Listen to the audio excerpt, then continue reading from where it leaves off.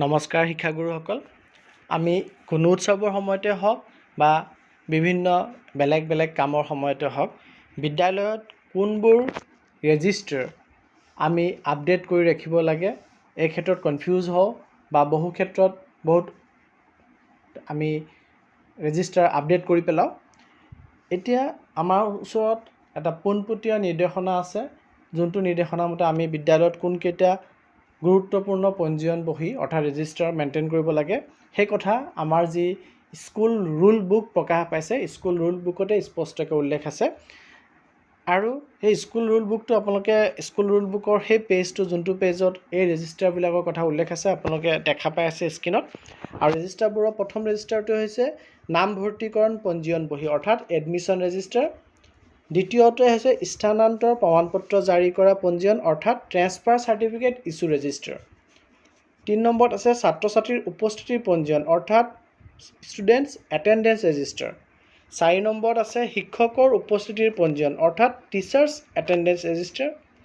5 নম্বৰত আছে পাঠ পৰিকল্পনাৰ পঞ্জীয়ন অৰ্থাৎ লেচন প্লেনৰ ৰেজিষ্টাৰ। 6 নম্বৰত আছে মধ্যাহ্ন ভোজনৰ সামগ্ৰীৰ জমা আৰু খৰচৰ পঞ্জীয়ন অৰ্থাৎ MDM stock and issue register, যোনটো আমাৰ বিদ্যালয়ত থাকে সেইটো কথা উল্লেখ কৰিছে। তাৰপিছত উল্লেখ কৰিছে জমা আৰু বিতৰণৰ পঞ্জীয়ন, বিনামূল্য পাঠ্যপুথি, আনুষ্ঠানিক পোছাক মানে uniform, stock and issue register থাকিব লাগিব। FTBৰো ষ্টক আৰু ইছ্যু ৰেজিষ্টাৰ, ইউনিফৰ্মৰো ষ্টক আৰু ইছ্যু ৰেজিষ্টাৰ আমাৰ বিদ্যালয়সমূহত থাকিব লাগিব। তাৰপিছত দিছে সামগ্ৰীৰ পঞ্জীয়ন স্থাৱৰ আৰু অস্থাৱৰ অৰ্থাৎ asset registers to be maintain for all movable and immovable equipments furniture etcetera. যোনটো এছেট ৰেজিষ্টাৰ থাকে, দুটা এছেট ৰেজিষ্টাৰ থাকিব।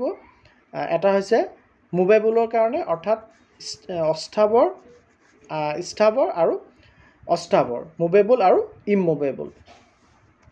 তাৰপিছত আছে কেছবুক, আমাৰ বিদ্যালয়ত কেছবুক আমি মেইনটেইন কৰিব লাগিব। তাৰপিছত আছে দৰ্শনাৰ্থীৰ পঞ্জীয়ন অৰ্থাৎ ভিজিটৰ ৰেজিষ্টাৰ। তাৰপিছত আছে বিদ্যালয় উন্নয়ন আৰু পৰিকল্পনা সমিতি, বিদ্যালয় পৰিচালনা সমিতি অৰ্থাৎ SMDC বা SMC যি কাৰ্য বিৱৰণী বহি অৰ্থাৎ প্ৰচিডিং বুক আমি বিদ্যালয়ত মেইনটেইন কৰিব লাগিব।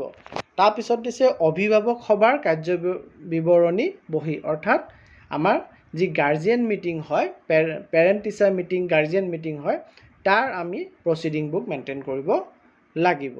তাৰপিছত দিছে জমা পঞ্জীয়ন মধ্যাহ্ন ভোজনৰ বাহিৰে।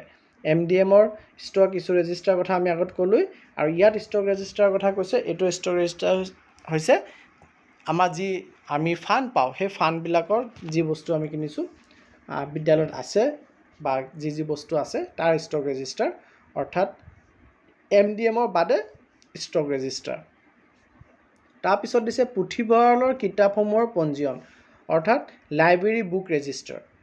তাৰপিছত দিছে বিদ্যাঞ্জলিৰ পঞ্জীয়ন অৰ্থাৎ বিদ্যাঞ্জলি ৰেজিষ্টাৰ। বিদ্যাঞ্জলিত বিদ্যালয়ত কি সম্পত্তি পাইছে বা নগদ ধন পাইছে বা কাৰোবাৰ যদি ছাৰ্ভিচ পাইছে সেই কথাখিনি আমি বিদ্যাঞ্জলিৰ ৰেজিষ্টাৰত মেইনটেইন কৰিব লাগে।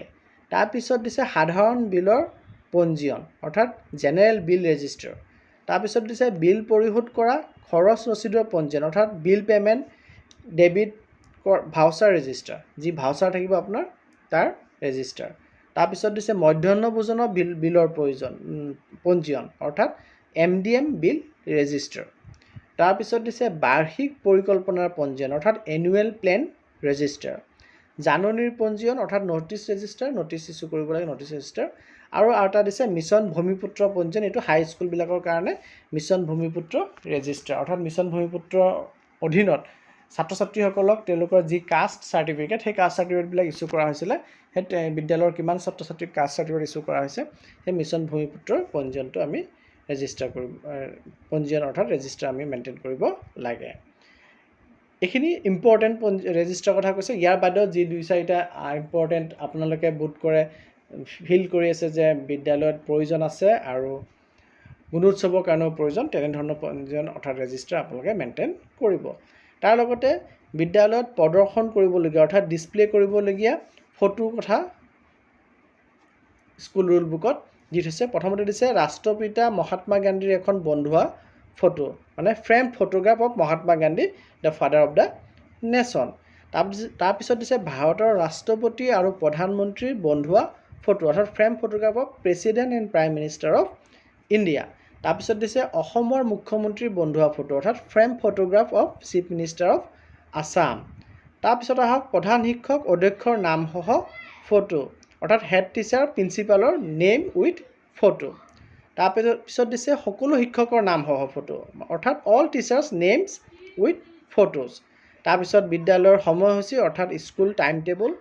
তাৰপিছত শিক্ষক অনুযায়ী সময়সূচী অৰ্থাৎ all teachers wise time table দিব লাগিব, ওলোমোৱা থাকিব লাগিব, হেং কৰা থাকিব লাগিব। তাৰপিছত শ্ৰেণী অনুযায়ী সময়সূচী অৰ্থাৎ ক্লাছ ৱাইজ টাইম টেবুল। তাৰপিছত দিছে প্ৰতিষ্ঠানৰ পৰিকল্পনা অৰ্থাৎ ইনষ্টিটিউচনেল প্লেন। তাৰপিছত দিছে মধ্যাহ্ন ভোজনৰ খাদ্য তালিকা অৰ্থাৎ MDMৰ মেনু। তাৰপিছত দিছে বিদ্যালয়ৰ লক্ষ্য অৰ্থাৎ দ্য ভিজন অফ দ্য স্কুলখনৰ লক্ষ্য কি আছে। তাৰপিছত দিছে ফলাফলসমূহ অৰ্থাৎ ষ্টুডেণ্টছৰ যি এচিভমেণ্ট আছে সেই এচিভমেণ্টবিলাক এটা বৰ্ডত উল্লেখ কৰিব লাগে যে ষ্টুডেণ্টছৰ ইণ্টাৰনেশ্যনেল লেভেল বা national level, state level, district লেভেলত কি এচিভমেণ্ট আছে সেইখিনি শ্ব' কৰাকৈ এটা ষ্টুডেণ্ট এচিভমেণ্ট বৰ্ড বিদ্যালয়সমূহত আঁৰি থ'ব লাগে।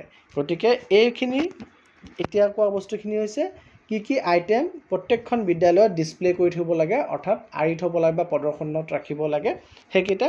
আৰু তাৰ আগতে কোৱাকেইটা আছিলে যে এখন বিদ্যালয়ত কি ইম্পৰ্টেণ্ট ৰেজিষ্টাৰ মেইনটেইন কৰিব লাগে।